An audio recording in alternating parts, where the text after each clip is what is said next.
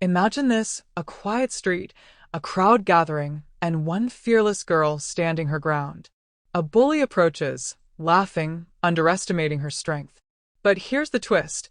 This girl is no ordinary target. She's a kung fu master in disguise. Today, let me tell you an incredible folktale-like story that teaches us not to judge anyone by appearances. Ready? Let's dive in. Please, if you enjoy tales like this, give this video a thumbs up and subscribe for more captivating stories. Hope you've done? Okay, let's continue. In a small, busy town where everyone knew everyone, there lived a girl named Amina. She was quiet, always polite, and kept to herself. She wore her simple clothes and walked with her backpack slung over one shoulder, blending into the crowd like any other teenager. People saw her as just another girl, a little shy, a little quiet, but harmless. But Amina carried a secret. She had been training in kung fu since she was 6 years old. Her father, a master of martial arts, had taught her discipline, focus, and the art of self-defense. Every morning before sunrise, she practiced silently in her backyard, her movements flowing like water, graceful, precise, and powerful. Meanwhile, there was Kofi, the town bully. Kofi was big, loud, and always surrounded by his gang of troublemakers. He loved making people feel small and weak, pushing kids around, and taking whatever he wanted. Most people were too afraid to stand up to him. One afternoon, as Amina walked home from school, Kofi and his gang spotted her. She was alone, walking quietly down a narrow alley, her mind lost in thought. Kofi grinned and elbowed his friends. "Watch this," he said, laughing. He stepped in front of her, blocking her path. Amina looked up, calm and unbothered. Kofi's gang fanned out behind him, their voices full of mockery. "Hey, little girl," Kofi sneered. "Where do you think you're going? You're in the wrong alley. Why don't you give us that bag and go cry homes?" Amina looked at him quietly, her expression unreadable. "Please move," she said softly. "I don't want any trouble." Kofi and his friends burst into laughter. "Oh, did you hear that?" Kofi jeered. "She doesn't want any trouble. Well, you're in trouble now." He reached out and pushed her shoulder roughly. "What are you going to do about it, Hus?" For a moment, Amina said nothing. The crowd that had gathered around held their breath. Some whispered to each other, shaking their heads sadly. "Poor girl," one said. "She doesn't stand a chance." But then something changed.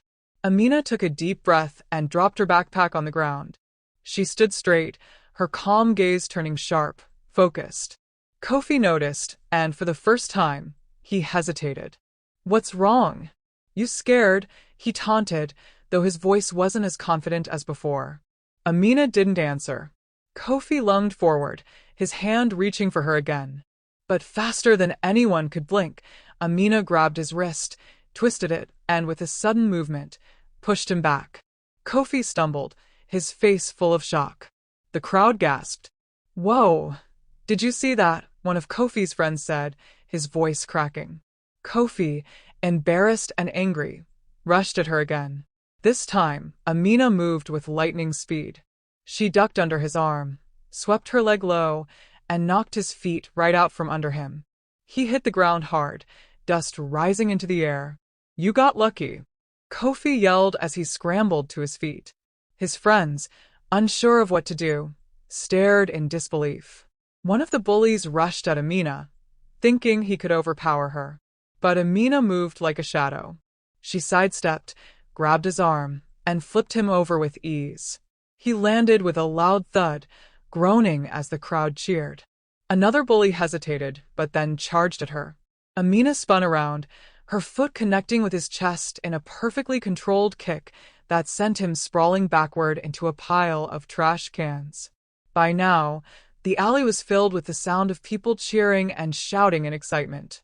Amina stood in the center, her movements smooth and precise, her expression calm and focused. Kofi's friends had seen enough. They turned and ran, their leader still sitting on the ground, stunned and humiliated.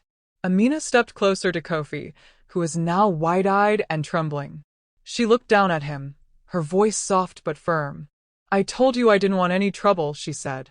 Next time, don't judge someone just because they look small or quiet. Kofi scrambled to his feet, his face red with embarrassment. He didn't say another word as he stumbled away, his gang trailing behind him.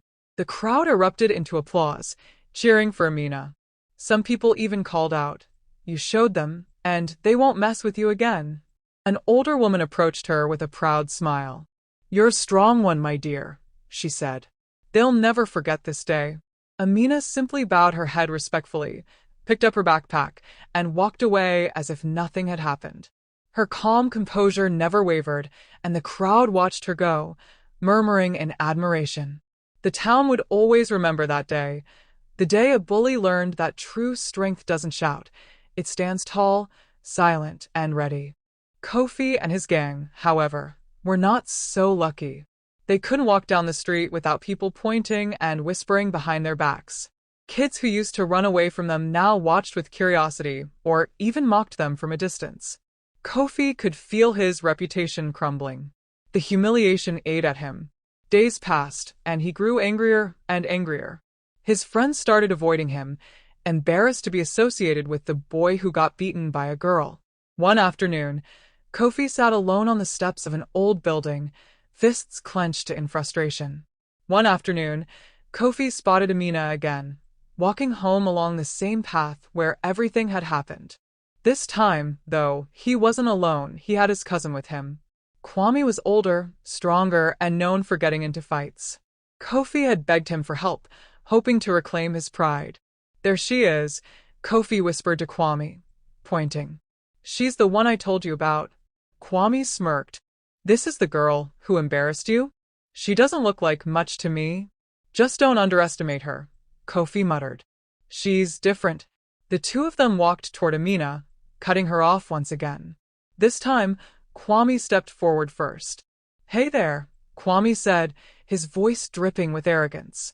"I hear you think you're tough, little girl." Amina paused and looked at them. She recognized Kofi, but said nothing. Her eyes moved to Kwame, reading his posture and his overconfidence. "I don't want any trouble," Amina said, as calmly as always. Kwame laughed. "Trouble? I'm not looking for trouble either. I just want to see if the stories about you are true. Let's see what you've got." Around them, a small crowd began to gather again. People whispered excitedly, remembering the last time this happened. Kofi watched nervously, still haunted by what he'd experienced. "Leave me alone," Amina said firmly. "I don't fight for no reason." Kwame grinned. "Then I'll give you a reason." He lunged toward her, his hand reaching out to grab her arm. Amina moved in an instant. She sidestepped effortlessly, catching his wrist and twisting it just enough to make him stumble forward. Before he could react, she spun and tapped his leg with her foot, making him lose balance. Kwame turned to face her again, anger flashing in his eyes. The crowd gasped and murmured louder. "Did you see that? She's too fast." Kwame rushed at her again, this time throwing a punch. Amina dodged, weaving through his movements like water flowing around rocks. She didn't strike back aggressively, she only moved just enough to avoid each attack. Her expression stayed calm, her breathing steady. "Stop this," she said softly. "You're embarrassing yourself." The story of Amina and the bully spread far beyond the town, becoming a tale of transformation and redemption. It reminded everyone that true strength isn't about power or size. It's about kindness, discipline, and knowing when to stand your ground. Please, if you enjoy tales like this, give this video a thumbs up and subscribe for more captivating stories.